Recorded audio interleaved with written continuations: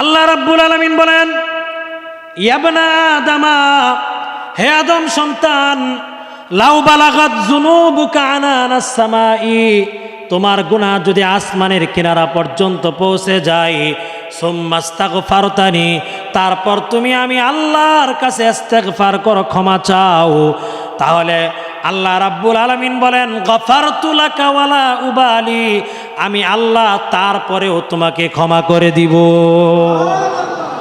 ওয়ালা উবালি, তুমি যে আসমানের কিনারা পর্যন্ত গুনাহ নিয়ে আমার কাছে আসছো, এই ব্যাপারে আমি আল্লাহর কোনো পরোয়া নাই। জোরে কোন সুবহানাল্লাহ। মুসলমান ভাইরা আমার, শুধু তাই না, আল্লাহ রাব্বুল আলামিন বলেন এই হাদিসের শেষাংশে, রাব্বুল আলামিন বলেন, ইন্নাকা লাউ আতাইতানি বিকুরাবিল আরদি খতায়া, আল্লাহ বলেন, বান্দা তুমি যদি জমিন ভর্তি গুনাহ নিয়ে আমি আল্লাহর দরবারে হাজির হও, আল্লাহ বলেন, বান্দা তুমি যদি জমিন ভর্তি গুনাহ নিয়ে আমার দরবারে হাজির হও, সুম্মা লাকিয়ানি, তারপর তুমি আমার সাথে সাক্ষাৎ করো, লা তুশরিকু বি শাইআ, মাত্র একটা শর্ত, তুমি আল্লাহর সাথে কাউকে শরীক করো নাই। আল্লাহ রাব্বুল আলামিন বলেন, লা আতাইতুকা বিকুরাবিহা মাগফিরাতান, তাহলে আমি আল্লাহ জমিন ভর্তি ক্ষমা নিয়ে তোমার দরবারে হাজির হব। তাহলে আল্লাহ কি বললেন? আসমানের কিনারা পর্যন্ত যদি তোমার গুনাহ পৌঁছে যায়, আমি আল্লাহ মাফ করে দিব। জমিন ভর্তি গুনাহ নিয়ে যদি তুমি আমার কাছে আসো, আমি আল্লাহ জমিন ভর্তি ক্ষমা নিয়ে তোমার কাছে যাব। এর চাইতে ফজিলত, এর চাইতে নিশ্চিত ক্ষমার ঘোষণা আর কি হতে পারে? প্রিয় ভাইয়েরা আমার, শুধু তাই না, শয়তান তো আমাকে আপনাকে সব সময় ধোঁকা দিবে, এটা তার কাজ, এটা শয়তানের কাজেই, শয়তানের আর কোনো মিশন নাই। কারণ শয়তানকে যখন আল্লাহ রাব্বুল আলামিন বহিষ্কার করেছেন, লানত দিয়েছেন, তখন শয়তান আল্লাহ রাব্বুল আলামিনকে একটা চ্যালেঞ্জ করেছিল, লাআতিয়ান্নাহুম মিন বাইনি আইদিহিম ওয়া মিন খালফিহিম ওয়া আন আইমানিহিম ওয়া আন শামাইলিহিম। শয়তান বলেছিল, আল্লাহ আমি আদম সন্তানের আপনার বান্দার সামনের দিক থেকে, পিছনের দিক থেকে, ডান দিক থেকে, বাম দিক থেকে আমি আপনার বান্দাকে ধোঁকা দিব। জোরে কোন নাউজুবিল্লাহ। প্রিয় ভাইরা আমার, এই কথা বলার পরে মুসনাদ আহমদের হাদিসের মধ্যে এসেছে, তখন আল্লাহ রাব্বুল আলামিন বলেছিলেন, আল্লাহ কি বলেছিলেন? আগে শয়তান তো এই কথা বলেছে, কোরআনে আল্লাহ কুট করেছেন, এরপর শয়তান আবার আল্লাহকে কসম দিছে। শয়তান কি বলে দেখেন, বিইজ্জাতিকা ওয়া জালালিকা, আল্লাহকে বলে, আল্লাহ আপনার ইজ্জতের কসম, আপনার জালালিয়াতের কসম, আল্লাহকে বলে। শয়তান সে তো শয়তানই হয়ে গেছে আল্লাহর বিধান না মানার কারণে। এরপরে বলে, আল্লাহ আপনার ইজ্জতের কসম, আপনার জালালিয়াতের কসম। কি কসম? কসম করে বলে, লা উগবি বানি আদামা, লা আবরাহু উগবি বানি আদামা মা দামাতিল আরওয়াহু ফীহিম। শয়তান বলে, আল্লাহ আদম সন্তানের দেহের মধ্যে যতক্ষণ রূহ থাকবে, এই প্রাণ থাকবে, ততক্ষণ পর্যন্ত আমি তাদেরকে ধোঁকা দিব। শয়তান আল্লাহকে বলে, আল্লাহকে চ্যালেঞ্জ করে বলে, আপনার ইজ্জতের কসম, আপনার জালালিয়াতের কসম, আপনি আদম সন্তান বানাইছেন না, তাদের শরীরে যতক্ষণ রূহ থাকবে ততক্ষণ আমি তাদেরকে ধোঁকা দিব। জবাব আল্লাহ রাব্বুল আলামিন তৎক্ষণাৎ দিয়ে দিয়েছেন। জোরে কোন সুবহানাল্লাহ।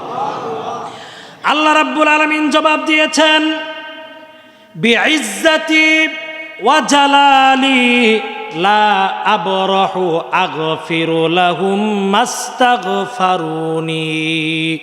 আল্লাহ রাব্বুল আলামিন জবাব দিয়েছেন, হে শয়তান, আমার ইজ্জতের কসম, আমার জালালিয়াতের কসম, আমার ইজ্জতের কসম, আমার জালালিয়াতের কসম, বান্দা যতক্ষণ পর্যন্ত আমি আল্লাহর কাছে ইস্তেগফার করতে থাকবে, আমি আল্লাহ ততক্ষণ পর্যন্ত তাদেরকে ক্ষমা করতেই থাকব। হাদিসের মধ্যে এসেছে, বান্দা যখন গুনাহ করে, একটা একটা গুনাহ করে, আর বান্দার অন্তরে একটা একটা কালো দাগ পড়ে যায়। বান্দা গুনাহ করলে বান্দার অন্তরে কালো দাগ পড়ে যায়। একটার পর একটা গুনাহ হতে থাকে লাইফে, আর কালো দাগের পরিমাণ বাড়তেই থাকে, বাড়তেই থাকে, একেবারে কালো ভয়ঙ্কর রকমের হয়ে যায়। এই বান্দার অন্তরের এই কালো দাগ যদি আমরা দূর করতে চাই, তাহলে আমরা তাওবা, জিক্রুল্লাহ আল্লাহর জিকির এবং তেলাওয়াতে কোরআন, এই তিন জিনিসের মাধ্যমে বান্দার অন্তরের কালো দাগ দূর হবে। জোরে কোন সুবহানাল্লাহ। আপনারা স্বর্ণ দেখেছেন, স্বর্ণ এর কালার যদিও সোনালি চাকচিক্যময়, কিন্তু দীর্ঘদিন ব্যবহার করার ফলে দেখবেন এই স্বর্ণের মধ্যে একটা কালচে ভাব চলে আসে। ওই উজ্জ্বলতা আর থাকে না। নতুন অবস্থায় যেমন থাকে, দীর্ঘদিন ব্যবহার করার পরে তার উজ্জ্বলতা আর থাকে না। ওই পুরাতন স্বর্ণকে যদি আবার একটু ঘষা মাজা করে দেখবেন এটা আবার নতুনের মতো হয়ে যায় না? তো ঠিক তেমনিভাবে আমাদের অন্তরে যে কালো দাগ পড়ে গেছে, যদি আমরা একটু ঘষা মাজা করতে পারি তওবার মাধ্যমে, তাহলে অন্তরের কালো দাগ দূর হয়ে আল্লাহর মারেফাতের ইমানের নূর দিয়া অন্তরটা ভরে যাবে। জোরে কোন সুবহানাল্লাহ। মনে করেন এই জায়গার মধ্যে একটা বোতল আছে, 1 লিটার পানির একটা বোতল আছে। এখন বোতলটা ভর্তি পানি দিয়া, এখানে আপনারা অনেক লোক আছেন, সবাই মিলে যদি চেষ্টা করেন এই যেই বোতলটার মধ্যে পানি ভর্তি আছে, পানি ভর্তি এই বোতলে যদি সবাই মিলে আমরা চেষ্টা করি, সারা পৃথিবীর মানুষ মিলে যদি চেষ্টা করে যে 1 লিটার ভরা বোতলের মধ্যে আর আধা লিটার পানি এর বোতলের মধ্যে ভরবে, এটা কি সম্ভব? সম্ভব না। কারণ তার ভিতরে আয়তন যতটুকু ছিল এটা ভরে গেছে, এর ভিতরে আর পানির জায়গা নাই, পানির স্থান আর হবে না।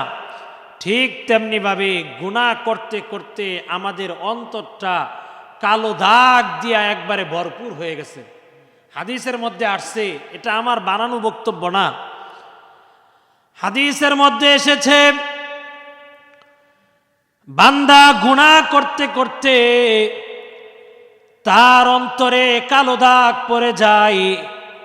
লা ইয়ারিফু মারুফান ওয়ালা ইউনকিরু মুনকারান, এমন একটা অবস্থা হয়ে যায় বান্দার অন্তরে যখন কালো দাগ বেশি পরিমাণে হয়ে যায়, তখন বান্দার কাছে ভালো কাজ আর ভালো লাগে না, মন্দ কাজ আর মন্দ লাগে না, ভালো কাজ করতে মন চায় না, খারাপ কাজ করলেও মনের মধ্যে কোনো রকম অনুশোচনা জাগ্রত হয় না। এজন্য এই অন্তরের গুনাহ যদি আমরা পাক সাফ করতে চাই, আজকের এই রজনীতে আমাদের প্রথম কর্ম হলো আমরা গুনাহ ছেড়ে তাওবা করব। কার কাছে? আল্লাহর কাছে। আমরা শুধু মুখে মুখে বলি তাওবা করব, তাওবা করব। আসলে তাওবা মানে কি? অর্থটা কি? তাওবা শব্দের অর্থ হলো ফিরে আসা। কি আসা ভাই? ফিরে আসা। কোথা থেকে ফিরে আসবেন? গুনাহ থেকে ফিরে আসবেন। এই তাওবা শব্দের সম্পর্ক যদি বান্দার সাথে হয়, তাহলে এর অর্থ হয় বান্দা গুনাহ বর্জন করে আল্লাহর দিকে ফিরে আসা। জোরে কোন সুবহানাল্লাহ। আর এই তাওবা একই শব্দ, এর সম্পর্ক যদি আল্লাহর দিকে হয়, তখন এর অর্থ হয় বান্দা গুনাহ বর্জন করে আল্লাহর দিকে ফিরে আসার কারণে আল্লাহ রব্বুল আলামিন ওই বান্দার উপর রহমত বর্ষণ করেন। এজন্য আজকের রজনীতে আমরা ইবাদত বন্দিগি করব, সালাত আদায় করব, তেলাওয়াতে কোরআনের আমল করব, জিক্রুল্লাহর আমল করব, দান সাদাকা করব, সম্ভব হলে কবর জিয়ারত করব, সম্ভব হলে আগামীকাল নফল সিয়াম পালন করব। সব ঠিক আছে। এই কাজগুলো করার পূর্বে প্রথম কাজ হলো আমাদের অন্তরে যে কালো দাগ আছে, এই কালো দাগটা দূর করতে হবে। কথা বলেন ঠিক কিনা? কারণ অন্তরে কালো দাগ রেখে আপনি যতই ইবাদত বন্দিগি করেন, ইবাদত বন্দিগিতে মজা আসবে না, তৃপ্তি আসবে না। এজন্য আমাদের তাওবা করতে হবে, যেমন তাওবার কথা রব্বুল আলামিন কোরআনে কারিমে বলেছেন। মুসলমান ভাইরা রে আমার, এই তাওবার গুরুত্ব সম্পর্কে রব্বুল আলামিন কোরআন আল কারিমে একাধিক আয়াত নাজিল করেছেন। আল্লাহ রাব্বুল আলামিন কোরআনে কারীমে বলেন, ওয়াতুবু ইলাল্লাহি জামিআন আইয়ুহাল মুমিনুনা লাআল্লাকুম তুফলিহুন। আল্লাহ রাব্বুল আলামিন বলেন, ওয়াতুবু ইলাল্লাহি, তোমরা আল্লাহর নিকট তওবা করো, জামিয়ান, সকলেই, আইয়ুহাল মুমিনুনা, হে মুমিনগণ, লাআল্লাকুম তুফলিহুন, যাতে করে তোমরা সফল কাম হতে পারো। এর দ্বারা বোঝা যায় যারা আল্লাহর কাছে তাওবা করবে, মুমিন বান্দা যারা আল্লাহ রাব্বুল আলামিনের নিকট তাওবা করবে, ওই মুমিন বান্দারা সফল কাম হয়ে যাবে। শুধু তাই নয়, রব্বুল আলামিন কোরআনে হাকিমের অন্য আয়াতে বলেন, আলাম ইয়ালামু আন্নাল্লাহা হুয়া ইয়াকবালুত তাওবাতা আন ইবাদি ওয়া ইয়াখুযুস সাদাকাতি ওয়া আন্নাল্লাহা হুয়াত তাওয়াবুর রহিম। আল্লাহ রাব্বুল আলামিন বলেন, আলাম ইয়ালামু, তারা কি জানে না, আন্নাল্লাহ, নিশ্চয় আল্লাহ তাআলা, হুয়া ইয়াকবালুত তাওবাতা আন ইবাদিহি, তিনি বান্দাদের তাওবা গ্রহণ করেন। জোরে কোন সুবহানাল্লাহ। আল্লাহ রাব্বুল আলামিন ফেরেশতাদের মাধ্যমে বান্দার তাওবা গ্রহণ করেন না। রব্বুল আলামিন বলেন, আমি আল্লাহ সরাসরি আমার বান্দার তাওবা কবুল করি।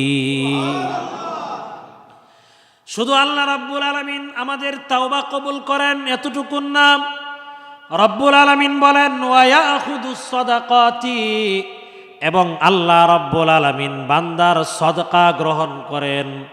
বান্দার দান সদকাগুলো আল্লাহ রাব্বুল আলামিনই গ্রহণ করেন। হাদিসের মধ্যে এসেছে, বান্দা যদি খাঁটি নিয়তে পরিপূর্ণ ইখলাসের সাথে বান্দা যদি একটা পয়সাও আল্লাহর রাস্তায় দান করে, ওই দানটা দান গ্রহীতার হাতে পৌঁছার পূর্বেই রহমান দয়াময় আল্লাহর হাতে পৌঁছে যায়। আল্লাহ বলেন, ওয়া আন্নাল্লাহা হুয়াত তাওয়াবুর রহিম, নিশ্চয়ই আল্লাহ রাব্বুল আলামিন তাওবা কবুলকারী, দয়াময়। অন্য আয়াতে আল্লাহ রাব্বুল আলামিন বলেন, ওয়া হুয়াল্লাযী ইয়াকবালুত তাওবাতা আন ইবাদিহি ওয়া ইয়াফু আনিস সাইয়্যাতি ওয়া ইয়ালামু মা তাফআলুন। আল্লাহ রাব্বুল আলামিন বলেন, আমি আল্লাহ শুধুমাত্র বান্দার তাওবা কবুল করি তা না, ওয়া ইয়াফু আনিস সাইয়্যাতি, আমি আল্লাহ বান্দার তাওবা কবুল করে তার গুনাহগুলো আমি ক্ষমা করে দেই। প্রিয় ভাইরা আমার, এইভাবে একাধিক আয়াতে রব্বুল আলামিন তাওবার গুরুত্ব বোঝানোর জন্য কোরআনে হাকিমে আল্লাহ রাব্বুল আলামিন কুট করে দিয়েছেন। সুবহানাল্লাহ। শুধু তাই না, আল্লাহ রাব্বুল আলামিন বলেন, ফাতালাক্কা আদামু মির রাব্বিহি কালিমাতিন ফাতাবা আলাইহি ইন্নাহু হুয়াত তাওয়াবুর রহিম। আদম আলাইহিস সালাম তার রবের পক্ষ থেকে কয়েকটা কালিমা শিখে নিলেন, এরপর আল্লাহ রাব্বুল আলামিনের কাছে তাওবা করলেন। আর আল্লাহ রাব্বুল আলামিন আমাদের আদি পিতা পয়গম্বর আদম আলাইহিস সালামের তাওবা কবুল করলেন। শুধু তাই না, কোরআনে হাকিমের এক আয়াতে রব্বুল আলামিন মুমিন বান্দা হওয়ার জন্য অনেকগুলো গুণের কথা বলেছেন। তন্মধ্যে প্রথম গুণ হলো আত্তাইবুন, মুমিন তারা যারা আল্লাহর কাছে খালেস দিলে তাওবা করে। সুবহানাল্লাহ। তাহলে এই 5টা আয়াত দিয়ে আমি আপনাদের সামনে কোরআন আল কারীম থেকে তাওবার গুরুত্ব বোঝানোর চেষ্টা করলাম। দ্বিতীয় কথা হলো, যদি আমি আপনি এই তাওবা করি, গুরুত্ব বুঝলাম, তো এই তাওবা করলে আমার আপনার উপকারটা কি, লাভ কি? মুসলমান তো মানুষ এমন একটা জীব, লাভ ছাড়া মানুষ সামনে পা বাড়ায় না। কথা বলেন ঠিক কিনা? মানুষ যে জায়গায় লাভ নাই এ জায়গায় কেউ যায় না, লাভ ছাড়া কেউ চিন্তাও করে না। যে জায়গায় ক্ষতির আশঙ্কা আছে, লসের আশঙ্কা আছে, ওই জায়গার কথা চিন্তাও করে না। তো আমরা যদি তাওবা করি আমাদের লাভটা কি হবে, উপকার কি হবে?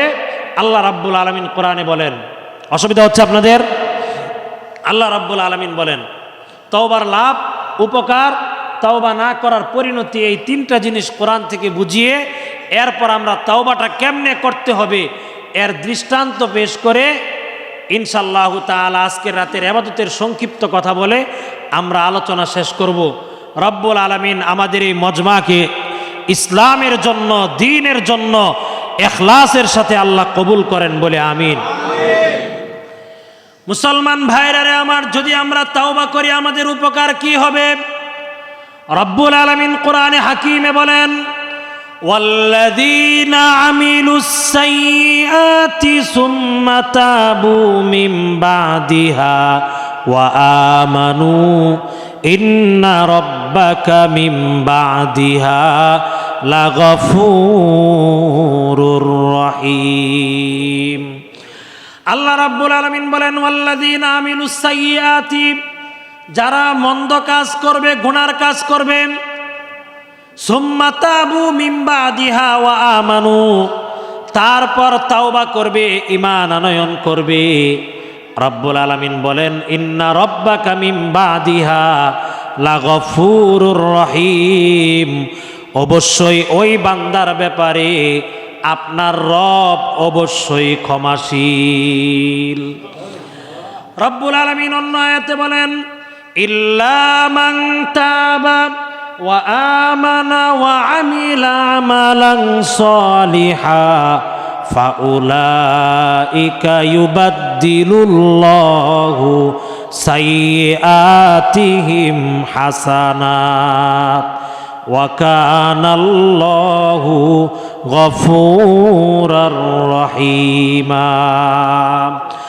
আল্লাহ রাব্বুল আলামিন বলেন, ইল্লা মান তাবা, যারা তাওবা করেছে, ওয়া আমানা এবং ঈমান এনেছে, ওয়া আমিলা আমালান সালিহা এবং সৎ কর্ম করেছে, রব্বুল আলামিন বলেন ফাউলাইকা ইউবাদদিলুল্লাহু সাইয়্যাতিহিম হাসানাত, আল্লাহ রাব্বুল আলামিন ওই সকল তওবাকারীদের গুনাহগুলোকে হাসানাত দিয়ে, নেকি দিয়ে পরিবর্তন করে দিবেন।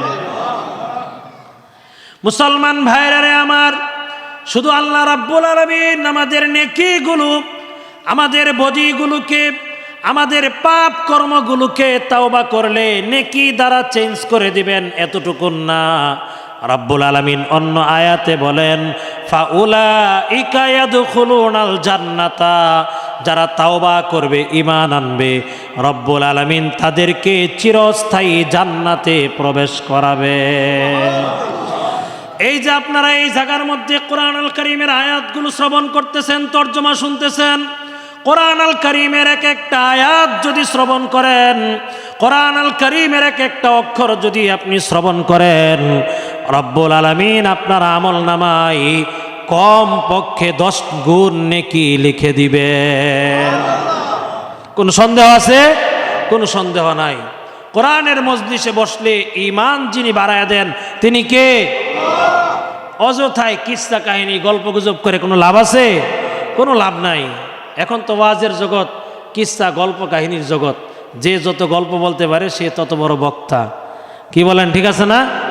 যে যত হাসাইতে পারে মানুষকে, বাস। এখন মনে করেন এই কৌতুক দেখার জন্য এখন আর মানুষের যাত্রাপালা এইসব জায়গায় যাইতে হয় না। ওয়াজ মাহফিলে কিছু কিছু কৌতুক পাওয়া যায় না ভাই? মানুষকে হাসানো, ওয়াজ মাহফিলে মানুষকে হাসানো, এগুলো হাসাইলে মানুষের এই আমলের, ইমানের, নূরের বরকত চলে যায়, বরকত শূন্য হয়ে যায়। মুসলমান ভাইরা রে আমার, আমরা তাওবার গুরুত্ব বুঝলাম, তাওবার উপকার বুঝলাম। এখন যদি আমরা তাওবা না করি, রব্বুল আলামিন আমাদেরকে পুরস্কার দিবেন ঘোষণা দিয়েছেন। এরপরেও যদি আমরা হতভাগা হয়ে যাই, যদি আমরা তাওবা যদি না করি, তাহলে এর পরিণতিও অত্যন্ত ভয়াবহ হবে। আল্লাহ রাব্বুল আলামিন কোরআনে বলেন, ওয়ামান লাম ইয়াতুব ফাউলাইকা হুমুজ জালিমুন।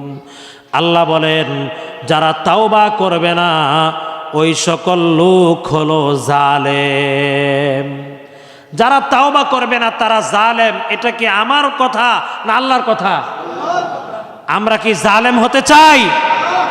প্রিয় ভাইরা আমার, শুধু তাই না, রব্বুল আলামিন অন্য আয়াতে বলেন সূরা বুরুজের মধ্যে, ইন্নাল্লাযীনা ফাতানুল মুমিনিনা ওয়াল মুমিনাতি সুম্মা লাম ইয়াতুবু ফালাহুম আযাবু জাহান্নামা ওয়ালাহুম আযাবুল হারিক।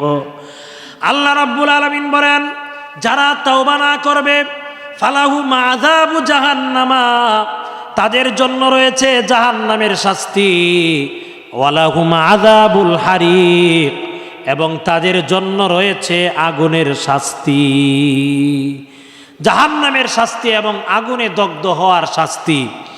প্রিয় ভাইরা আমার, শুধু তাই না, রব্বুল আলামিন আশ্চর্য হয়ে বলেন, আফালা ইয়াতুবুনা ইলাল্লাহি ওয়া ইস্তাগফিরুনা। আরে তাদের কি হয়ে গেল? তারা কি আল্লাহর কাছে তাওবা করবে না? তারা কি আল্লাহর কাছে ইস্তেগফার করবে না? আল্লাহ আশ্চর্য হয়ে বলেন, তাদের কি হয়ে গেল? তারা কি আমি আল্লাহর কাছে তাওবা করবে না? আমি আল্লাহর নিকট ইস্তেগফার করবে না? এজন্য ভাইরা আমার, আজকের এই রজনীতে আমাদের প্রথম কাজটাই হলো তাওবা করা। আশা করি এতটুকু আলোচনার মাধ্যমে আমরা তাওবার গুরুত্ব, উপকার এবং না করার অপকার বুঝতে পেরেছি। ভাই, বুঝি নাই আমরা ইনশাল্লাহ? এখন কথা হলো, এই তাওবার সাথে সাথে আমাদের ইস্তেগফারও করা লাগবে। কি লাগবে ভাই? ইস্তেগফার। তাওবা এবং ইস্তেগফার এই দুইটা একটা আরেকটার পরিপূরক। আপনি তাওবা মানে হলো গুনাহ বর্জন করে আল্লাহর দিকে ফিরে আসলেন, আর ইস্তেগফার হলো আল্লাহ রাব্বুল আলামিনের নিকট ক্ষমা চাইলেন। জোরে কোন সুবহানাল্লাহ। এখন এই তাওবা যে আপনি করবেন, এই তাওবার তো কিছু শর্ত আছে। শুধু তাওবা করলেই হবে না। আমি মুখে মুখে হাজারবার বললাম তাওবা করলাম আল্লাহ, তাওবা করলাম, তাওবা করলাম, কবুল করেন, হবে না। এই তাওবার কিছু শর্ত আছে। তাওবা কবুল হওয়ার জন্য 4টি শর্ত আছে। কয়টি শর্ত? 1 নাম্বার শর্ত হলো, আপনি যে অতীতে গুনাহ করেছেন, এই অতীতের গুনার জন্য আপনাকে শর্মিন্দা হতে হবে, অনুতপ্ত হতে হবে, লজ্জিত হতে হবে।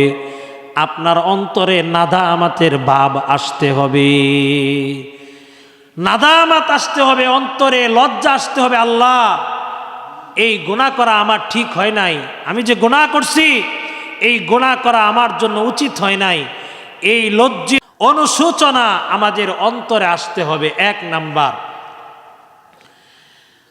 2 নাম্বার শর্ত হলো আইয়ুকলিয়ানিল মাসিয়া, গুনাহকে মূলোৎপাটন করে দিতে হবে।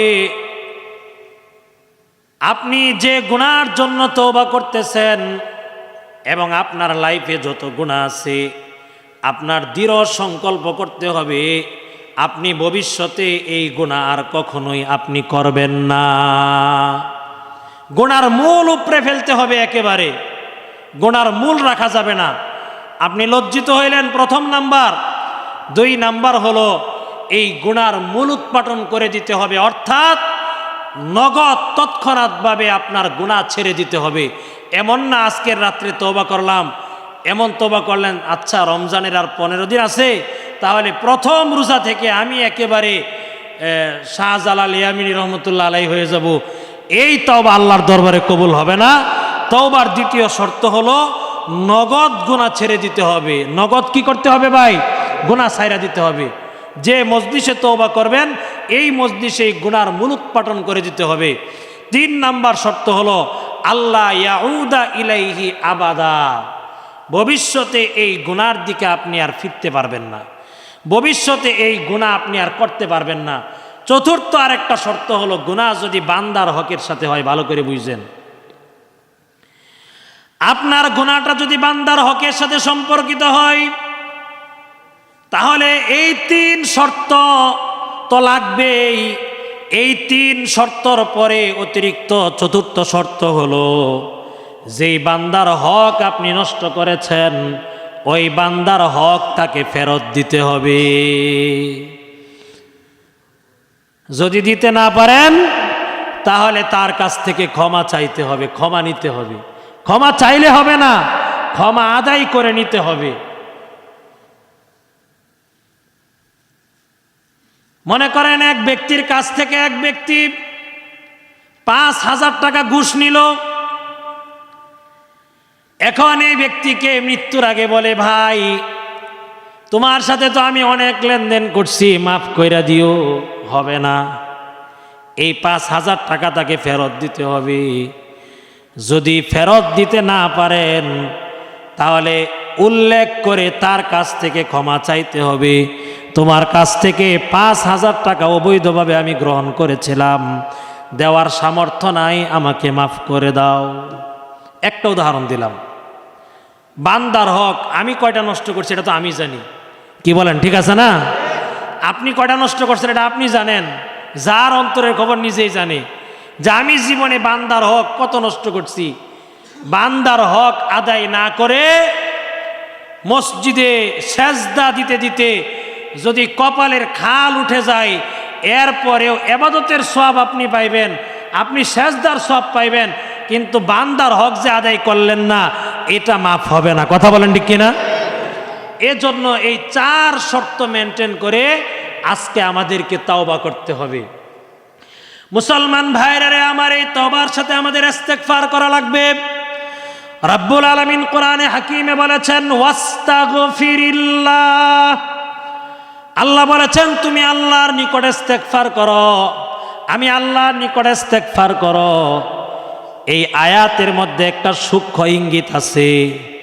রব্বুল আলামিন এখানে বলেছেন ওয়াস্তাগফিরিল্লাহ। ওয়াস্তাগফির এটা এক বচন শব্দ, যারা মাদ্রাসা ছাত্র আছে তারা বুঝবে এটা। ওয়াস্তাগফির এটা এক বচন শব্দ। কয় বচন শব্দ ভাই? এক বচন মানে একজন, আপনার শিক্ষিত মানুষ বুঝে নেই। আল্লাহ রাব্বুল আলামিন বলেন নাই বহু বচন শব্দ এখানে আনেন নাই, দ্বিবচন শব্দ আনেন নাই। আল্লাহ বলে নাই ওয়াস্তাগফিরুল্লাহ, তোমরা সবাই ইস্তেগফার করো, আল্লাহ এটা বলে নাই। রব্বুল আলামিন বলেছেন ওয়াস্তাগফিরিল্লাহ, তুমি গুনাহ করছো, তুমি নীরবে নিভৃতে নির্জনে একাকিত্বে আমি আল্লাহর নিকট ইস্তেগফার করো। তার নীরবে নিভৃতে নির্জনে একাকিত্বে আমরা আল্লাহর নিকট গুনাহ থেকে ক্ষমা চাবো। আল্লাহ রাব্বুল আলামিন আমাদেরকে ক্ষমা করে দেন, জোরে কোন আমিন।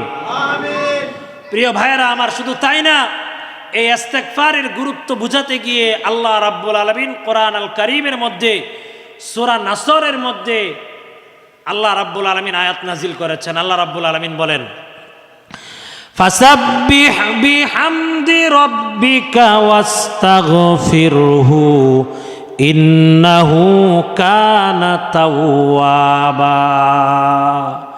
আল্লাহ রাব্বুল আলামিন রাসূলকে বলেন, ভালো করে বুঝেন যে রাসূল ফাসাব্বিহ, আপনি তাসবিহ পাঠ করেন, পবিত্রতা ঘোষণা করেন। কার? বিহামদি রব্বিকা, আপনার রবের প্রশংসার সাথে। প্রশংসা তো আপনি করবেনই, এই প্রশংসার সাথে আপনি আপনার রবের পবিত্রতা ঘোষণা করেন। আল্লাহ তাআলা রাসূলকে বলতেছেন আর কি করেন? ওয়াস্তাগফিরহু, এবং রাসূল আপনি আল্লাহর নিকট ইস্তেগফার করেন। আল্লাহ তাআলা আমার আপনার নবীকে বলেন যে রাসূল আপনি আমি আল্লাহর নিকট ইস্তেগফার করেন। অথচ কোরআনে হাকিমের মধ্যে সূরা ফাতাহের শুরুতে এসেছে আল্লাহ রাব্বুল আলামিন রাসূলের পূর্বের পরের সব গুনাহ মাফ করে দিয়েছেন। আল্লাহ রাব্বুল আলামিন রাসূলের ব্যাপারে বলেছেন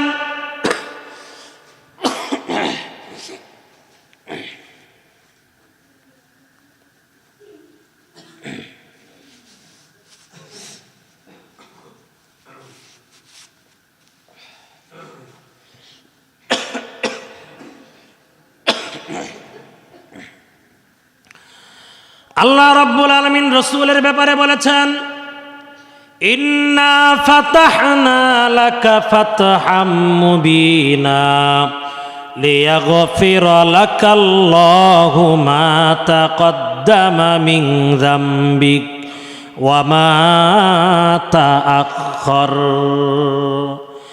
আল্লাহ রাব্বুল আলামিন রাসূলের ব্যাপারে বলেছেন, রাসূল আমি আল্লাহ আপনার পূর্বের পরের ভবিষ্যতের অতীতের সব গুনাহ আমি আল্লাহ মাফ করে দিয়েছি। যেই রসুলের গুনার ক্ষমার ঘোষণা আল্লাহ রাব্বুল আলামিন কোরআনে দিয়েছেন, রাব্বুল আলামিন কোরআনেই ওই রসুলকে বলতেছেন, রসুল আপনি আল্লাহর নিকট ইস্তেগফার করেন। মুসলিমের হাদিসের মধ্যে এসেছে, আল্লাহ রসুল বলেছেন, ইয়া আইয়ুহাল্লাযীনা আমানু, আল্লাহর নবী বলেছেন, হে ঈমানদারেরা, ইয়া আইয়ুহান নাস, হে লোক সকল, তুবু ইলাল্লাহি, তোমরা আল্লাহর নিকট তওবা করো, ফা ইন্নী আতুবু ইলাল্লাহি কুল্লা ইয়াউমিন আলফা মাররা, কুল্লা ইয়াউমিন মিআতা মাররা। আল্লাহর নবী বলেন, কারণ আমি রাসূল প্রতিদিন আল্লাহর নিকট 100 বার তওবা ইস্তেগফার করি। হযরত আবু হুরায়রা রাদিয়াল্লাহু তাআলা আনহু দৈনিক 12,000 বার তওবা ইস্তেগফার করতেন। জোরে কোন সুবহানাল্লাহ। কোথায় ওনাদের জীবন আর কোথায় আমাদের জীবন? আমরা তো তওবা করতেই চাই না। হ্যাঁ, একটু মোনাজাত করলে লম্বা হয়ে গেলে, আরে হুজুর এত লম্বা মোনাজাত। সময় আমাদের বুঝে আসবে না। সময় বুঝে আসবে ওই দিন যেদিন এই সময় আমার আপনার কোনো কাজে আসবে না। এর আগ পর্যন্ত পৃথিবীতে সময়ের দাম বুঝি না আমরা। সময়ের দাম যদি আমরা বুঝতাম, আমি বুঝি না, আমরাও বুঝি না। পৃথিবীতে মানুষ জীবন থাকতে সময়ের দাম বুঝে না। সময়ের দাম যদি মানুষ বুঝতো, তাহলে যার যে অবস্থান আছে দুনিয়ার দিক থেকে হোক আর আখেরাতের দিক থেকে হোক, তার অবস্থান আরো অনেক উপরে যাইতো। কি বলেন, ঠিক আছে না? সময়ের দাম আমরা বুঝি না। প্রিয় ভাইরা আমার, আল্লাহ রাব্বুল আলামিন কোরআনে হাকিমে বলেছেন, ওয়ামা কানাল্লাহু মুআযযিবাহুম ওয়া হুম ইস্তাগফিরুন। দেখেন, আল্লাহ তাআলা মূলনীতি বলে দিয়েছেন। আল্লাহ বলেন, আমার বান্দারা যতক্ষণ পর্যন্ত ইস্তেগফারের উপরে থাকবে, ততক্ষণ পর্যন্ত আমি আল্লাহ তাদেরকে আযাব গজব দিব না। তাহলে যদি ইস্তেগফার ছেড়ে দেই, যিনি আযাব দিবেন তিনি কে? মুসলমান ভাইরা রে আমার, এখন কথা হলো এই তাওবা আমরা কিভাবে করব? রব্বুল আলামিন কোরআনে হাকিমের সূরা তাহরিমের 8 নং আয়াতে বলেন, ইয়া আইয়ুহাল্লাযীনা আমানু তুবু ইলাল্লাহি তাওবাতান নাসুহা। আল্লাহ রাব্বুল আলামিন বলেন, ইয়া আইয়ুহাল্লাযীনা আমানু, হে ঈমানদারেরা, তুবু ইলাল্লাহি, তোমরা আল্লাহর নিকট তওবা করো, তাওবাতান নাসুহা, খাঁটি তওবা করো, 100% পিওর তওবা করো। অন্তরের মধ্যে বেজাল না রেখে অন্তরটাকে পাক পবিত্র করে তোমরা আল্লাহর নিকট তওবা করো। এইভাবে তওবা করলে লাভ কি হবে? আল্লাহ রাব্বুল আলামিন বলেন, আসা রাব্বুকুম আইয়ুকাফফিরা আনকুম সাইয়্যাতিকুম ওয়া ইউদখিলাকুম জান্নাতিন তাজরি মিন তাহতিহাল আনহার। আল্লাহ রাব্বুল আলামিন বলেন, যদি আমরা খাঁটিভাবে তওবা করতে পারি, আসা রাব্বুকুম, অবশ্যই তোমাদের রব, আইয়ুকাফফিরু আনকুম সাইয়্যাতিকুম, তোমাদের গুনাহগুলো মাফ করে দিবেন, ওয়া ইউদখিলাকুম জান্নাতিন তাজরি মিন তাহতিহাল আনহার, এবং তোমাদেরকে এমন জান্নাতে প্রবেশ করাবেন যে জান্নাতের তলদেশ দিয়ে নহর প্রবাহিত হয়। মুসলমান ভাইরা রে আমার, শুধু তাই না, আল্লাহ রাব্বুল আলামিন উম্মতে মুহাম্মদীদেরকে আনলিমিটেড তাওবার সুযোগ আল্লাহ রাব্বুল আলামিন দিয়েছেন। অতীতের কোনো নবীকে আল্লাহ তাআলা আনলিমিটেড তওবার সুযোগ দেন নাই। একটা উদাহরণ দিব, তাহলে ভালো করে বুঝবেন। অতীতের কোন নবীর উম্মতকে রব্বুল আলামিন দীর্ঘ সময়ের জন্য, আনলিমিটেড সময়ের জন্য তাওবার দরজা খোলা রাখেন নাই, একমাত্র কেবলমাত্র শুধুমাত্র আল্লাহর নবীর ইজ্জতের কারণে রব্বুল আলামিন উম্মতে মুহাম্মদীদেরকে আনলিমিটেড তাওবার সুযোগ দিয়েছেন। আনলিমিটেড সুযোগটা কি? হাদিসের মধ্যে এসেছে, আল্লাহর নবী বলেন, ক্বালা রাসূলুল্লাহ সাল্লাল্লাহু আলাইহি ওয়াসাল্লাম, ইন্নাল্লাহা ইয়াকবালু তাওবাতাল আবদি মা লাম ইউগারগির। আল্লাহ রাব্বুল আলামিন বান্দার তাওবা ততক্ষণ কবুল করেন যতক্ষণ না বান্দার সাকারাত আরম্ভ হয়ে যায়। মৃত্যুর যন্ত্রণা যদি আরম্ভ হয়ে যায়, এর আগ মুহূর্ত পর্যন্ত, সাকরাত আরম্ভ হওয়ার পূর্ব পর্যন্ত, গড়গড়া শব্দ আসার আগ পর্যন্ত, মানুষের দম যখন যায় একটা গড়গড় আওয়াজ হয়, আওয়াজ হয় না? আল্লাহ নবী বলেন, এই গড়গড় আওয়াজ আসার আগ পর্যন্ত, অর্থাৎ মৃত ব্যক্তি মালাকুল মউতকে দেখার পূর্ব পর্যন্ত বান্দা যদি তাওবা করে, শর্ত মেনটেন করে, যিনি তাওবা কবুল করেন তিনি কে? আল্লামা জালালউদ্দিন সুয়ুতী রাহমাতুল্লাহি আলাইহি কিতাবের মধ্যে লিখেছেন,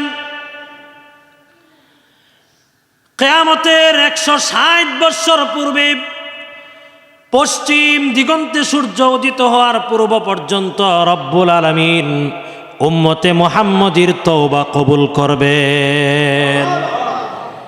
কিয়ামতের 160 বছর পূর্বে পশ্চিম দিগন্তে সূর্য উদিত হবে। এখন সূর্য উদিত হয় পূর্ব দিগন্তে, অস্ত যায় পশ্চিম দিগন্তে। কিয়ামতের 160 বছর পূর্বে পশ্চিম দিগন্তে সূর্য উদিত হবে। যেদিন থেকে পশ্চিম দিগন্তে সূর্য উদিত হবে, ওই দিন থেকে আর উম্মতে মুহাম্মদীর তওবা কবুল হবে না। এই হলো আনলিমিটেড সময়। আর কত সহজ করেছেন। তাওবা করলে কি টাকা লাগে?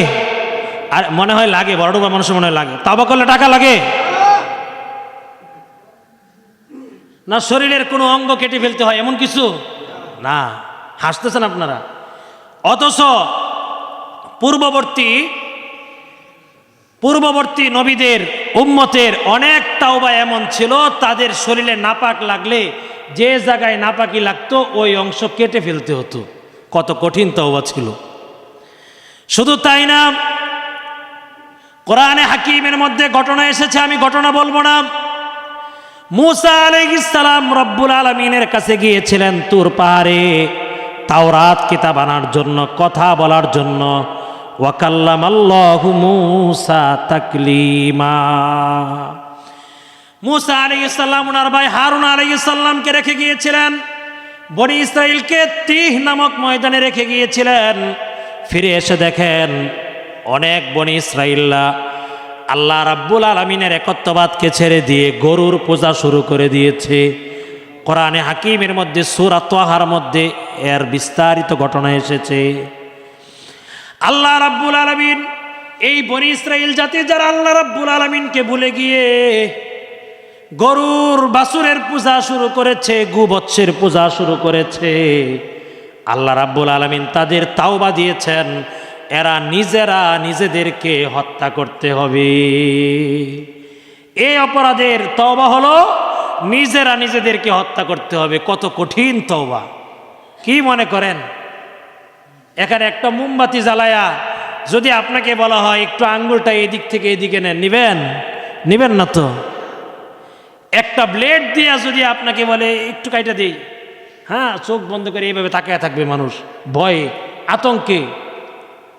আর এই বনি ইসরাইলের তাওবা ছিল, আল্লাহ বলেছেন আমি এদের তাওবা কবুল করব, তবে এদের তাওবার পদ্ধতি হলো এদেরকে হত্যা করা হবে। এরা দুনিয়াতে বেঁচে থাকবে আর তাওবা হবে, এই তাওবা হবে না। আর আল্লাহ রাব্বুল আলামিন উম্মতে মুহাম্মদীকে তওবা করার জন্য কি হুজুরের কাছে যাইতে হয়? আরে জোরে কোন হুজুরের কাছে যাইতে হয়? দোয়া করতে কি হুজুরের কাছে যাইতে হয়? কোরআন শরীফের খতম দিলে মনে হয় হুজুরের কাছে যাইতে হয় না? এগুলো ভণ্ডামি ছাড়া আর কিছু না। অনেক জায়গায় কোরআনের খতম করে এসে বলে হুজুর একটু দোয়া করেন, অমুক কোরআনের একটা খতম করছে। আরে অমুক কোরআনের খতম করছে, এটাকে আল্লাহ রাব্বুল আলামিন দেখে নাই? রাব্বুল আলামিন কি শুনেন নাই? যিনি তেলাওয়াত করেছেন, তেলাওয়াত শেষ করে তিনি বলবেন আল্লাহ আমি আমার অপরিপক্ক জবানে, আমার ভুল ত্রুটির জবানে তোমার মুবারক কালাম আমি তেলাওয়াত করেছি, আল্লাহ তুমি কবুল করে নাও। ওই ব্যক্তির দোয়া কবুল হবে না আমার দোয়া কবুল হবে? ওই ব্যক্তির দোয়া কবুল হবে। আপনার মা বাবা মারা গেছে, মনে হয় বাংলাদেশের শ্রেষ্ঠ যে বড় হুজুর আছে বাইতুল মোকাররমের খতিব সাহেবকে দিয়া দোয়া করাইলে মনে হয় জান্নাত নিশ্চিত, এমন কিছু? ইসলাম এমন কোনো ধর্ম না, কোনো ব্যক্তি বিশেষের কাছে ইসলাম ধর্ম সীমাবদ্ধ না। আপনার দোয়া আপনার কাছে আজকের এই রাত্রে হুজুরের দোয়া করতে হবে না। আমরা তো সম্মিলিত দোয়া করবই সবার জন্য, সম্মিলিত মুনাজাতেরও দরকার আছে। সবার জন্য একসাথে দোয়া করলে চোখের পানি সহজে আসে। সম্মিলিত দোয়া আমরা করবই। এই দোয়াই যেন শেষ দোয়া হয়ে না যায়। আমার ভাঙ্গা হৃদয়ে আল্লাহর কাছে আমার চাওয়া পাওয়াগুলো, আমার গুনার কথাগুলো আমি বলবো, যিনি কবুল করবেন তিনি কে? মুসলমান ভাইরারে আমার, শুধু তাই না, এই পৃথিবীতে সবচেয়ে দামি পানি হলো জমজমের পানি, কোনো সন্দেহ নাই। হাদিসের মধ্যে এসেছে মা উ জমজম আলিমা সুরিবা, বান্দা যেই নিয়ত নিয়া জমজমের পানি পান করে আল্লাহ রাব্বুল আলামিন বান্দার সেই নেক উদ্দেশ্য কবুল করেন। তাহলে আসমানের নিচে জমিনের উপরে জমজম কূপের চাইতে দামি পানি আল্লাহ রাব্বুল আলামিন আর সৃষ্টি করেন নাই। কিন্তু আমার আপনার আল্লাহর বয়ে 2 ফোঁটা চোখের পানি, এটা জমজম কূপের পানির চাইতেও আল্লাহর কাছে বড় প্রিয় পানি। বলবেন দলিল কি, কেমনে? এই জমজম কূপের পানি দিয়া জাহান্নামের আগুন নির্বাপিত হবে না, জমজম কূপের পানি দিয়া জাহান্নামের আগুন নিভবে না। কিন্তু হাদিসের মধ্যে এসেছে বান্দা যদি আমার বয়ে, বান্দার চোখ দিয়া যদি পানি ঝরে, অশ্রু যদি গড়িয়ে পড়ে, এই পানি মাটিতে পড়ার পূর্বেই আল্লাহ রাব্বুল আলামিনের কাছে কবুল হয়ে যায়। মুসলমান ভাইরারে আমার, এই জন্য আল্লাহ রাব্বুল আলামিন উম্মতে মুহাম্মদীকে হাবিব সাল্লাল্লাহু আলাইহি ওয়াসাল্লামের ইজ্জত সম্মানের কারণে আমাদেরকে আনলিমিটেড তাওবার সুযোগ দিয়েছেন। এত সুযোগ পাওয়ার পরেও যদি আজকের এই রাত্রিতে আমরা তাওবা করে আমাদের হৃদয়ের কালো দাগগুলো দূর করতে না পারি, তাহলে এই ভরাডুবার মধ্যে আমাদের চাইতে হতভাগা আর কেউ হবে না। মুসলমান ভাইরারে আমার, আমি আপনি তো আল্লাহর হাবিব বিশ্বনবীর সাহাবী ওয়াহশির চাইতে বড় গুনাহগার আমি আপনি হয়ে যাই নাই। আমি আপনি তো ওমর ইবনে খাত্তাব রাদিয়াল্লাহু তাআলা আনহু, যিনি রাসূলকে গিয়েছিলেন হত্যা করার জন্য, ইসলাম গ্রহণ করেছেন ঠিক আছে, কিন্তু বিশ্বনবীজিকে গিয়েছিলেন হত্যা করার জন্য। তার তাওবা যদি আল্লাহ কবুল করেন, ওয়াহশি যিনি সাইয়্যিদুশ শুহাদা হামজা রাদিয়াল্লাহু তাআলা আনহুকে হত্যা করেছেন, উহুদের রণাঙ্গনে শুধু হত্যা করেছেন তাই না, ওনার বুকটাকে বিদীর্ণ করে কলজিগুলোকে চিবিয়েছেন, ক্ষত বিক্ষত করেছেন। এই ওয়াহশি এরপরেও যদি ইসলাম গ্রহণ করার কারণে, তাওবা করার কারণে যদি আল্লাহ রাব্বুল আলামিন তাকে মাফ করে দেন, তাহলে আমাদেরকেও যেই সত্তা মাফ করে দিবেন তিনি কে? মুসলমান ভাইরারে আমার, শুধু তাই না, মক্কা বিজয় হয়ে গেছে, চতুর্দিক থেকে মানুষ দলে দলে বিশ্ব নবীর কাছে আসতেছে ইসলাম গ্রহণ করার জন্য। অনেকে পলায়ন করতেছে, ওয়াহশি পলায়ন শুরু করে দিল। লোকেরা ডাক দিয়া বলে আইনা তুরিদু ইয়া ওয়াহশি, হে ওয়াহশি তুমি কোথায় যাও? ওয়াহশি ডাক দিয়া বলে এই মক্কায় যদিও সবার অপরাধ ক্ষমা হয়ে যায়, কিন্তু আমি এত বড় জঘন্য একটা অপরাধ করেছি, মনে হয় আমার অপরাধ ক্ষমা হবে না। ওয়াহশি বলে মনে হয় আমার অপরাধ ক্ষমা হবে না। কি অপরাধ করেছে? রসুলের চাচা সাইয়্যিদুশ শুহাদা হামজা রাদিয়াল্লাহু তাআলা আনহুকে নির্দয়ভাবে হত্যা করেছে। যারা হজ উমরায় গিয়েছেন, তায়েফের পাহাড়ের পাদদেশে সাইয়্যিদুশ শুহাদা হযরত হামজা রাদিয়াল্লাহু তাআলা আনহুর মাকবারা আছে। এবার লোকেরা ডাক দিয়া বলে, হে ওয়াহশী, লা তাকনাতু মির রাহমাতিল্লাহ, তুমি আল্লাহর রহমত থেকে নিরাশ হয়ো না। সুবহানাল্লাহ। ওয়াহশী বলে, তাহলে কি করব? লোকেরা ডাক দিয়া বলে, ওয়াহশী, যাও যাও যাও, বিশ্ব নবীজির দরবারে যাও, আল্লাহর নবীর কাছে যাও, হতে পারে আল্লাহর নবী তোমার অতীত অপরাধ মাফ করে দিয়ে আল্লাহর নবীর মুবারক হাতে হাত রেখে রসুল তোমাকে কালিমা পরিয়ে মুসলমান বানায়া দিবে। এই ওয়াহশী বুক ভরা আশা নিয়ে আল্লাহর নবীর দরবারের দিকে রওনা হয়েছে। 2 কদম সামনে যায়, আবার 1 কদম পিছনে চলে আসে। না জানি আল্লাহর নবী ওনার চাচাকে হত্যার অপরাধে আজকে আমাকে হত্যা করে ফেলে কিনা। 2 কদম সামনে যায়, আবার 1 কদম পশ্চাতে চলে আসে। এইভাবে 1 কদম 2 কদম যেতে যেতে বিশ্ব নবীর দরবারে চলে গেছে। আল্লাহর নবীকে গিয়া সালাম দিছে, আসসালাতু আসসালামু আলাইকা ইয়া রাসূলুল্লাহ। আল্লাহর নবী সালামের জবাব দিছে। আল্লাহর নবী ডাক দিয়া বলে, মান আনতা, তুমি কে? ওয়াহশী ডাক দিয়া বলে, আনা ওয়াহশী, আমি ওয়াহশী। আল্লাহর নবী ডাক দিয়া বলে, কোন ওয়াহশী? ওয়াহশী এবার ডাক দিয়া বলে, ইয়া রাসূলুল্লাহ, ইয়া হাবিবাল্লাহ, ওগো আল্লাহর নবী, উহুদের প্রান্তরে আপনার কলিজার টুকরা সম্মানিত চাচাকে যেই ওয়াহশী নির্দয়ভাবে হত্যা করেছে, আমি সেই অপরাধী ওয়াহশী। আল্লাহ রসুল ডাক দিয়া বলে, কেন এসেছো? কেন এসেছো? ওয়াহশী ডাক দিয়া বলে, ইয়া রাসূলুল্লাহ, আপনার মুবারক হাতে হাত রেখে কালিমা পড়ে মুসলমান হতে এসেছি। জোরে কোন সুবহানাল্লাহ। আল্লাহর নবী ডাক দিয়া বলে, ঠিক আছে, আমি কালিমা পড়ায়া দেই।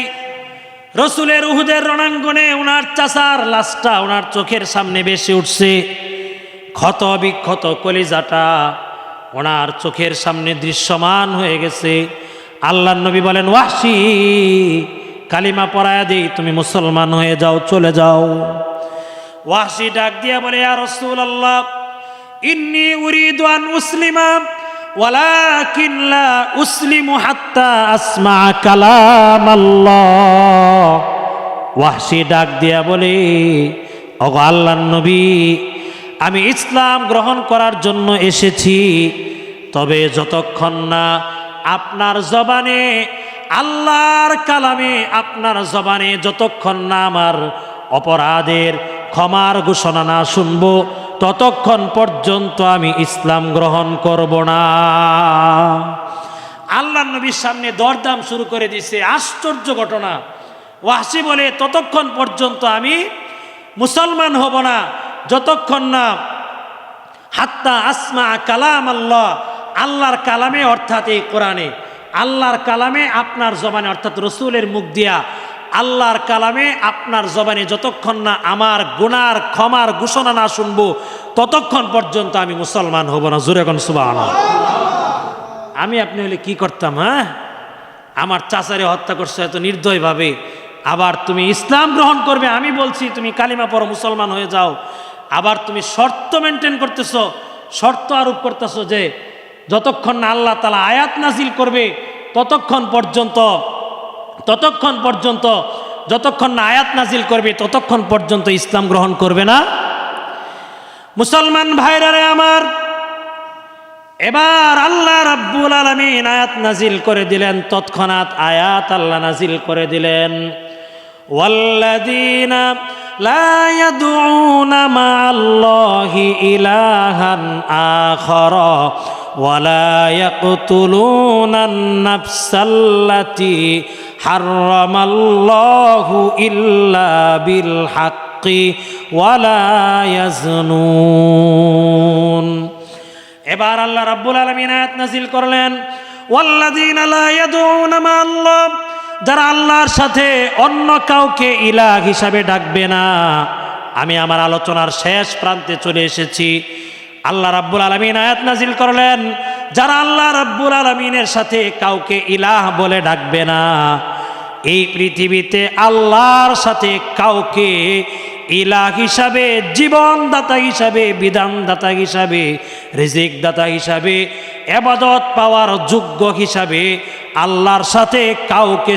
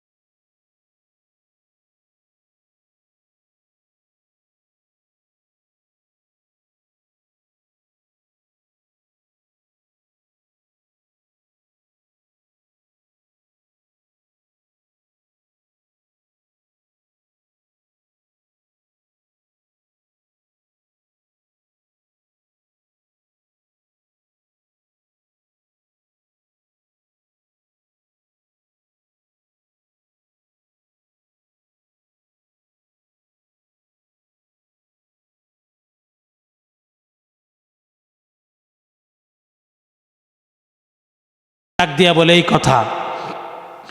এবার আল্লাহ রাব্বুল আলামিন আয়াত নাজিল করলেন, ইল্লা মান তাবা ওয়া আমানা ওয়া আমিলা আমালান সলিহা ফাউলাইকা ইউবাদদিলুল্লাহু সাইয়্যাতিহিম হাসানাত।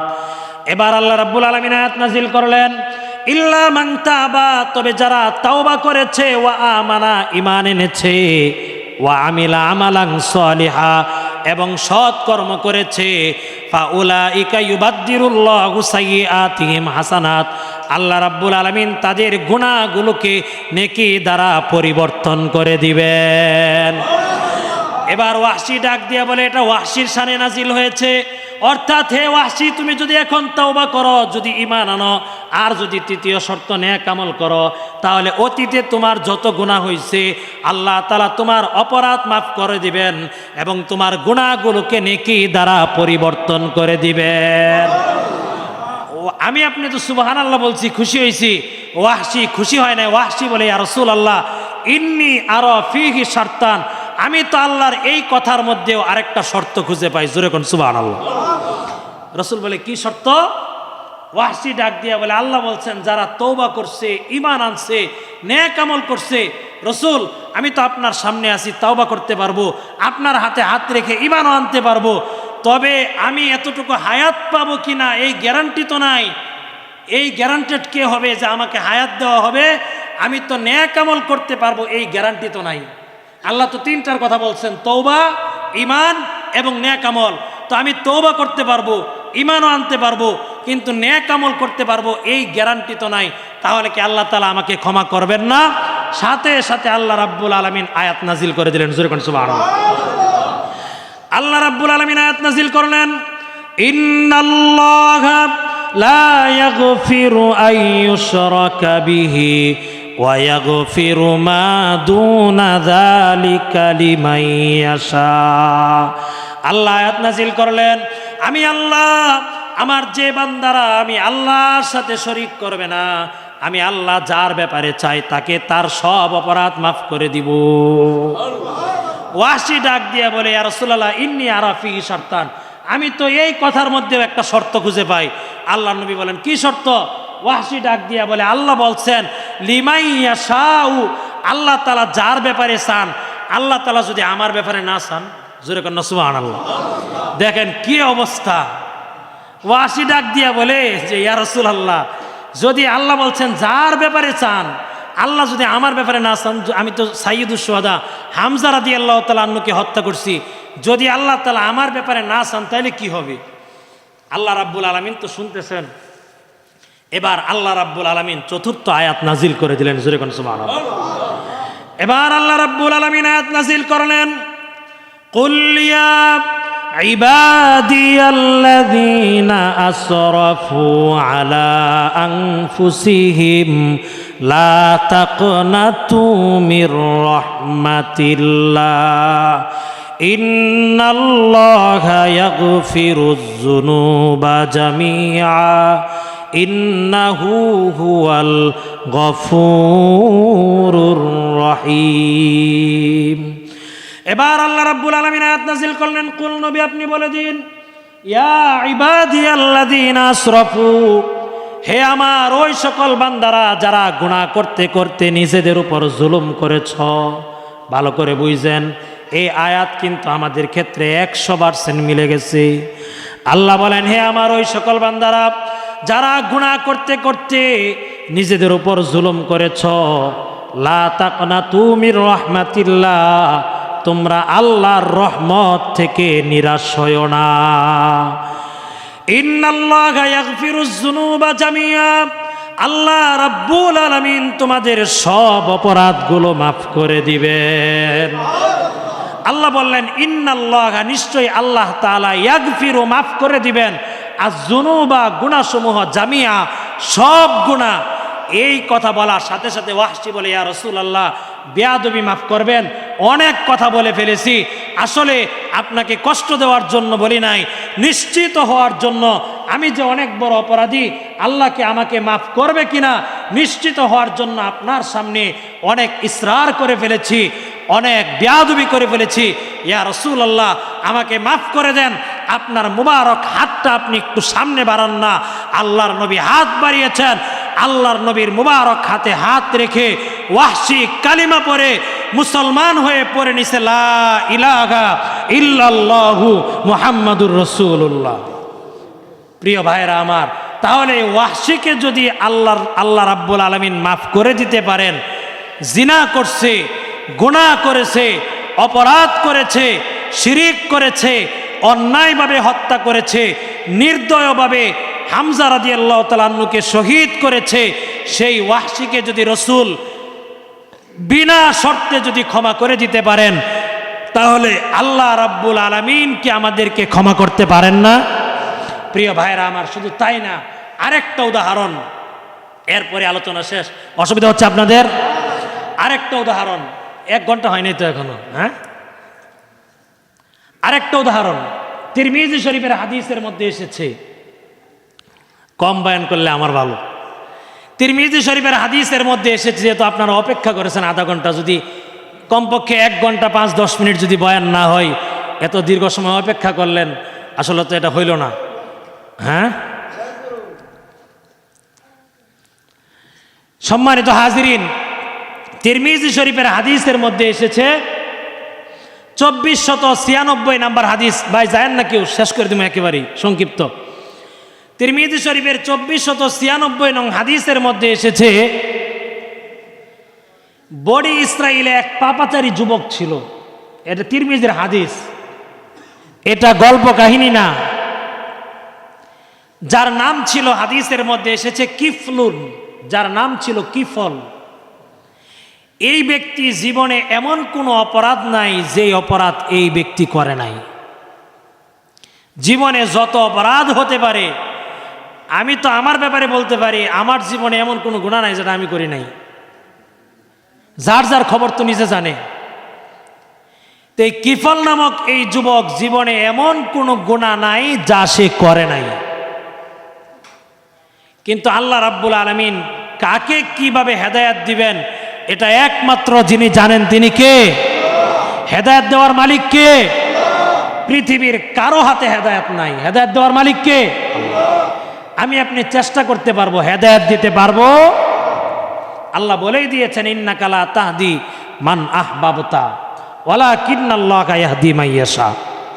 রাসূল, আপনি যাকে চান তাকে হেদায়েত দিতে পারবেন না, আমি আল্লাহ যাকে চাই তাকে হেদায়েত দিব। জোরে কোন সুবহানাল্লাহ। মুসলমান ভাইরা আমার, তিরমিজির হাদিসের মধ্যে এসেছে,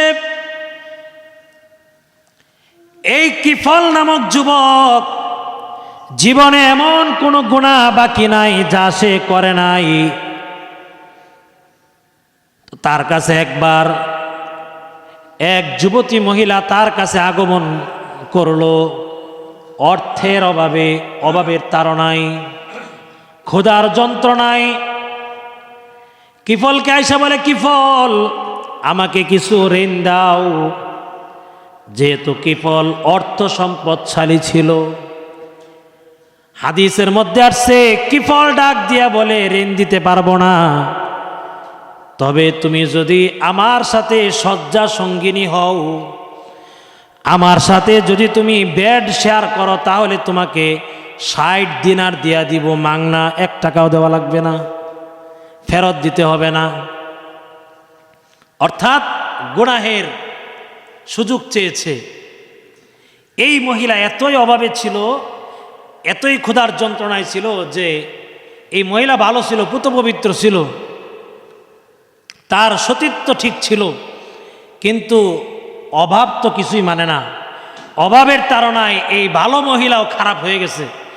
এই মহিলা কিফিলের এই কুপ্রস্তাবে রাজি হয়ে গেছে। মুসলমান ভাইরারে আমার, হাদিসের মধ্যে এসেছে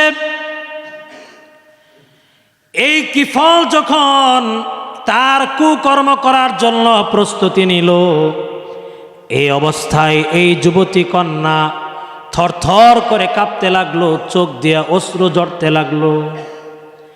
কিফল ডাক দিয়া বলে, হে আমি কি তোমাকে জোর করেছি? বলে না, জোর করো নাই। বলে তাহলে কাঁপো কেন, কম্পমান কেন, কাঁদো কেন? ডাক দিয়া বলে, হে কিফল, জীবনে আমি খারাপ কাজ করি নাই, জীবনে আমি বেবিচারিণীর খাতার মধ্যে আমার নাম লিখাই নাই, কিন্তু অভাবের তাড়নায় আজকে আমি বাধ্য হয়ে গেছি। এই জন্য আল্লাহর ভয়ে আমি কাঁপতেছি, আল্লাহর ভয়ে আমি ক্রন্দন করছি। এই যুবতী কন্যার চোখের পানি দেখে কিফলের অন্তরে দয়া মায়া জাগ্রত হয়ে গেল। কিফল সরে আসলো, ডাক দিয়া বলে, বোন রে, তোর চোখের পানি আজকে আমার জন্য হেদায়াতের ওসিলা হয়ে গেছে। এই কিফল ডাক দিয়া বলে, যাও যাও যাও, তুমি তোমার বাড়ি চলে যাও। যে 60 দিনার তোমাকে দিয়া দিলাম, এই 60 দিনার আমাকে আর ফেরত দিতে হবে না, এমনিতেই দিয়া দিলাম। তুমি আল্লাহর কাছে দোয়া করো, আমি তোমার সতীত্ব নষ্ট করব না। আমার অন্তর চোখ খুলে গেছে, তুমি আল্লাহর কাছে দোয়া করো, রব্বুল আলামিন যেন আমাকে মাফ করে দেন।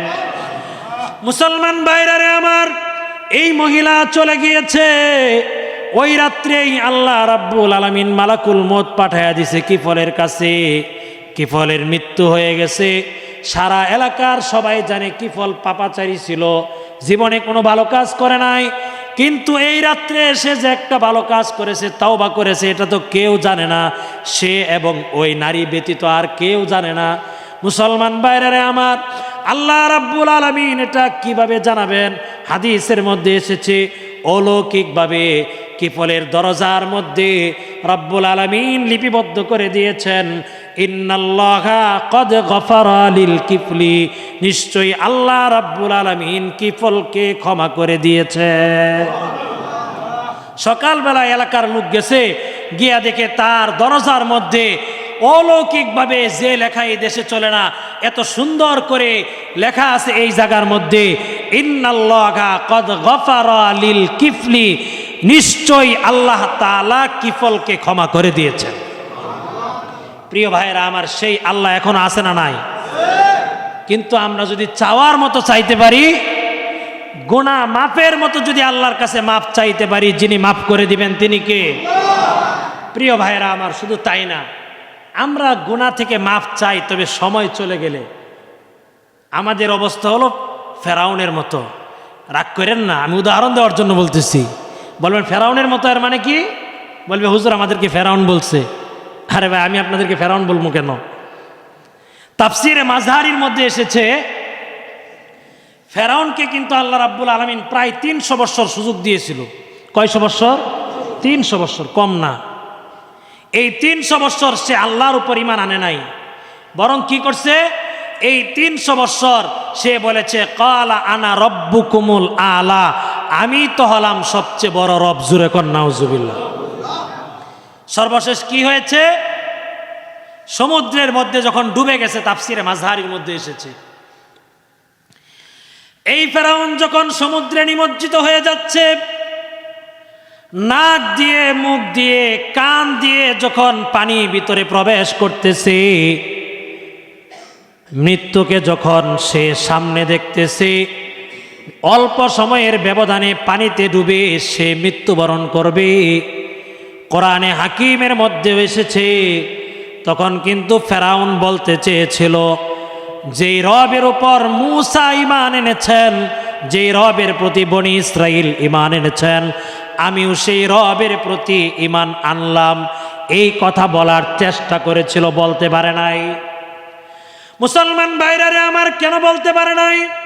তাফসিরে মাযহারির মধ্যে এসেছে, আল্লামা কাজী সানাউল্লাহ পানিপতি রহমতুল্লাহি আলাইহি লিখেছেন, যখন ফেরাউন বলতে চাচ্ছিল আল্লাহ রাব্বুল আলামিনের পবিত্র নাম যখন তার অপবিত্র মুখ দিয়ে প্রকাশ করতে চেয়েছিল, রব্বুল আলামিন তখন জিবরিলকে ডাক দিয়া বলছেন, জিবরিল যাও, এই নাপাক ফেরাউনের মুখ দিয়া যাতে আমি পবিত্র সত্তার কালিমা না আসে। জিবরিল আমিন এসেছেন, আয়সা কাদার প্যাকগুলা কাদা দিয়া প্যাক দিয়া তার নাক এবং মুখটা বন্ধ করে দিছেন, কালিমার মুখে আনতে পারে নাই, চিরস্থায়ী জাহান্নামী হয়ে গেছে। প্রিয় ভাইয়েরা আমার, আমাদের অবস্থা হলো এরকম, আমরা তাওবা করি, তাওবা করাই, ইমাম সাহেবকে ডাইকে নিয়ে, হুজুর আসেন, আমার আব্বা তো একেবারে শেষ পর্যায়ে, একটু তাওবা করাইয়া দেন। হুজুর গিয়া উজু করায়া তাওবা করাইয়া দেয়, আমি তওবা করলাম জীবনের সব গুনাহ থেকে। ভাই, এই তাওবা আল্লাহ রাব্বুল আলামিন চান না। কি বলেন, আল্লাহকে এই তাওবা চান? এই তাওবা চান না। এই তাওবা তো এটা ফেরাউনের মতো তাওবা হয়েছে। ফেরাউন তো মরার আগে সে আল্লাহর কালিমা মুখে আনতে চাইছিল, কথাটা মনে কঠিন হয়ে গেছে, কিন্তু বাস্তবতা তো এটাই। ফেরাউন মৃত্যুর আগে আল্লাহর নাম নিতে চেয়েছিল, আল্লাহ জিবরাইলকে পাঠায় যে, জিবরাইল যাও, এই বদমাস ক্ষুধাদ্রোহী নাস্তিক নিজেকে রব দাবিকারী তার অপবিত্র মুখ দিয়া যাতে আমার পবিত্র নাম যাতে কালিমা যাতে সে উচ্চারণ করতে না পারে। আমরাও যখন একবারে মারা যাই তখন গিয়া তাওবা করি। ভাই, এই তাওবা আল্লাহ রাব্বুল আলামিন চান না। রাসূল বলে দিয়েছেন, মালাকুল মউত দেখার পূর্বে আমাকে আপনাকে তাওবা করতে হবে। আল্লাহ রাব্বুল আলামিন আমাদেরকে তৌফিক দেন, জোরে কোন আমিন। এখন অনেকের ইয়া হতে পারে যে আমার জীবনের গুনার খাতা তো অনেক দীর্ঘ, অনেক দীর্ঘ, আমার 50, 40, 30 বছরের, আমার 22 বছরের এই নওজোয়ানি, এই যুবক জীবনের এই 22টা বছরে আল্লাহর গোলামি করি নাই, গুনাহ করছি, তো কি হয়েছে, সমস্যা কি? আল্লাহ রাসূল সাল্লাল্লাহু আলাইহি ওয়াসাল্লাম তো আমাদেরকে সুসংবাদ বাণী শুনিয়েছেন, জোরে কোন সুবহানাল্লাহ। মুসলমান ভাইরা রে আমার, রব্বুল আলামিন আমাদেরকে কি সুসংবাদ শুনিয়েছেন? তিরমিজি শরীফের হাদিসে কুদসির মধ্যে এসেছে, আল্লাহ রাব্বুল আলামিন বলেন, ইয়া বনা আদম, হে আদম সন্তান, লাউ বালাগাত যুনুবুকা আনানাস সামাই গাফারতু লাকা ওয়ালা উবালি। আল্লাহ রাব্বুল আলামিন বলেন, হাদিসে কুদসিতে আল্লাহ রাব্বুল আলামিন বলেন, হে আদম সন্তান, তোমার গুনাহ যদি আসমানের কিনারা পর্যন্ত পৌঁছে যায়, ভাই ভালো করে বুঝেন, কার কিনারা? আসমানের কিনারা। কার কিনারা? আসমানের কিনারা। এর চাইতে উঁচু জায়গা কি আর আছে? দেখেন রাসূল কিভাবে দৃষ্টান্ত দিয়েছেন। হাদিসে কুদসি আল্লাহর নবী বলেছেন, তবে কথাটা হলো আল্লাহ রাব্বুল আলামিনের।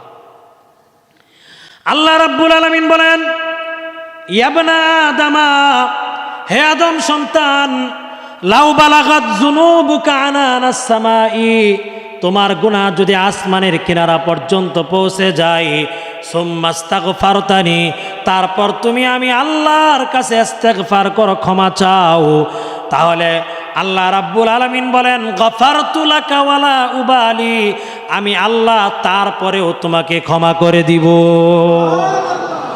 ওয়ালা উবালি, তুমি যে আসমানের কিনারা পর্যন্ত গুনাহ নিয়ে আমার কাছে আসছো, এই ব্যাপারে আমি আল্লাহর কোনো পরোয়া নাই। জোরে কোন সুবহানাল্লাহ। মুসলমান ভাইরা আমার, শুধু তাই না, আল্লাহ রাব্বুল আলামিন বলেন এই হাদিসের শেষাংশে, রাব্বুল আলামিন বলেন ইন্নাকা লাউ আতাইতানি বিকুরাবিল আরদি খতায়া। আল্লাহ বলেন বান্দা, তুমি যদি জমিন ভর্তি গুনাহ নিয়ে আমি আল্লাহর দরবারে হাজির হও। আল্লাহ বলেন বান্দা, তুমি যদি জমিন ভর্তি গুনাহ নিয়ে আমার দরবারে হাজির হও, সুম্মা লাকিয়ানি, তারপর তুমি আমার সাথে সাক্ষাৎ করো, লা তুশরিকু বি শাইআ, মাত্র একটা শর্ত, তুমি আল্লাহর সাথে কাউকে শরীক করো নাই। আল্লাহ রাব্বুল আলামিন বলেন লা আতাইতুকা বিকুরাবিহা মাগফিরাতান, তাহলে আমি আল্লাহ জমিন ভর্তি ক্ষমা নিয়ে তোমার দরবারে হাজির হব। তাহলে আল্লাহ কি বললেন? আসমানের কিনারা পর্যন্ত যদি তোমার গুনাহ পৌঁছে যায়, আমি আল্লাহ মাফ করে দিব। জমিন ভর্তি গুনাহ নিয়ে যদি তুমি আমার কাছে আসো, আমি আল্লাহ জমিন ভর্তি ক্ষমা নিয়ে তোমার কাছে যাব। এর চাইতে ফজিলত, এর চাইতে নিশ্চিত ক্ষমার ঘোষণা আর কি হতে পারে? প্রিয় ভাইয়েরা আমার, শুধু তাই না, শয়তান তো আমাকে আপনাকে সব সময় ধোঁকা দিবে, এটা তার কাজ, এটা শয়তানের কাজেই, শয়তানের আর কোনো মিশন নাই। কারণ শয়তানকে যখন আল্লাহ রাব্বুল আলামিন বহিষ্কার করেছেন, লানত দিয়েছেন, তখন শয়তান আল্লাহ রাব্বুল আলামিনকে একটা চ্যালেঞ্জ করেছিল, লাআতিয়ান্নাহুম মিন বাইনি আইদিহিম ওয়া মিন খালফিহিম ওয়া আন আইমানিহিম ওয়া আন শামাইলিহিম। শয়তান বলেছিল, আল্লাহ আমি আদম সন্তানের আপনার বান্দার সামনের দিক থেকে, পিছনের দিক থেকে, ডান দিক থেকে, বাম দিক থেকে আমি আপনার বান্দাকে ধোঁকা দিব। জোরে কোন নাউজুবিল্লাহ। প্রিয় ভাইরা আমার, এই কথা বলার পরে মুসনাদে আহমদের হাদিসের মধ্যে এসেছে, তখন আল্লাহ রাব্বুল আলামিন বলেছিলেন, আল্লাহ কি বলেছিলেন? আগে শয়তান তো এই কথা বলেছে, কোরআনে আল্লাহ কুট করেছেন, এরপর শয়তান আবার আল্লাহকে কসম দিছে। শয়তান কি বলে দেখেন, বিইজ্জাতিকা ওয়া জালালিকা, আল্লাহকে বলে আল্লাহ আপনার ইজ্জতের কসম, আপনার জালালিয়াতের কসম।